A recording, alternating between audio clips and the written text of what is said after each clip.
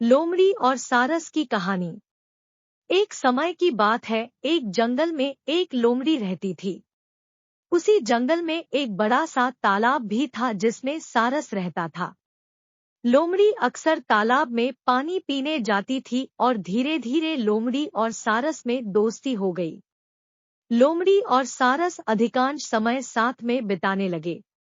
लोमड़ी बहुत चालाक थी और अपनी चतुराई से जंगल के दूसरे जानवरों को मूर्ख बना देती थी, जबकि सारस बहुत सीधा साधा था और जंगल के दूसरे जानवरों के प्रति उसका व्यवहार बहुत ही अच्छा था। लोमड़ी और सारस में अक्सर हल्का फुल्का हंसी मजाक होता रहता था। एक दिन लोमड़ी के दिमाग में सारस को बेवकूफ बनाने की बात आई। वह सारस के पास गई और बोली, मित्र, मैं तुम्हें अपने घर भोजन का निमंत्रण देने आई हूँ। कल दोपहर तुम मेरे घर भोजन के लिए अवश्य आना।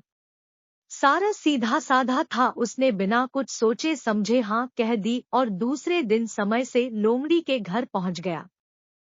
लोमड़ी ने भी सारस की बहुत आव भगत की और उसे एक अच्छे से आसन पर बैठाया।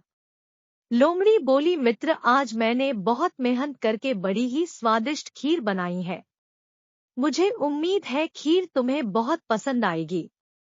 इतना कहकर लोमड़ी खीर लेकर आ गई और चौड़े बर्तनों में खीर परोस दी। चौड़े बर्तनों में लोमड़ी तो खीर अच्छी तरह से खा पा रही थी, किंतु बर्तन चौड़ा होने के कारण सारस अपनी चोट से खीर से नहीं खा पा रहा था। कुछ ही देर में लोमड़ी ने सारी खीर चट कर दी और सारस देखता ही रह गया। खीर खाने के बाद लोमड़ी सारस से बोली, मित्र, क्या बात है? इतनी स्वादिष्ट खीर होने के बाद भी तुमने खीर नहीं खाई। सारस लोमड़ी की सारी चाल समझ गया था। सारस बोला, नहीं नहीं, आज मुझे भूख नहीं है। इतना कहकर सारस वहां से चला गया। लोमड़ी के घर से जाने के बाद सारस अपने आप को बहुत अपमानित महसूस कर रहा था और किसी भी तरह लोमड़ी से अपना बदला लेना चाहता था। सारस दिन भर यही सोचता रहा कि किस तरह लोमड़ी से अपना बदला लूं, तभी उसे एक उपाय सूझा। वह लोमड़ी के पास गया और बोला, बहन लोमड़ी, मैं तुम्हारे यहाँ दावत खा चुका हूँ, अब मेरी बारी है। मैं भी तुम्हें अपने यहाँ भोजन का निमंत्रण देने आया हूँ। तुम्हें कल दोपहर में मेरे घर भोजन के लिए आना होगा। लोमड़ी ने झट से सारस का आमंत्रण स्वीकार कर लिया। दूसरे दिन लोमड़ी समय से सारस के घर पहुंच गई। सारस ने भी भोजन में खीर बनाई।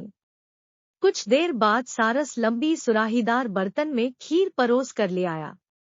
पतले मुंह वाले बर्तन में सारस तो आसानी से अपनी चोट से खीर खा पा रहा था, किंतु लोमड़ी का मुंह खीर तक नहीं पहुंच पा रहा था। कुछ देर बाद सारस ने सारी खीर खत्म कर दी, किंतु लोमड़ी अभी तक बिना खीर खाए ही बैठी थी। सारस ने लोमड़ी से पूछा, बहन लोमड़ी, क्या हुआ? तुमने खीर क्यों नहीं खाई? क्या खीर अच्छी नहीं बनी है?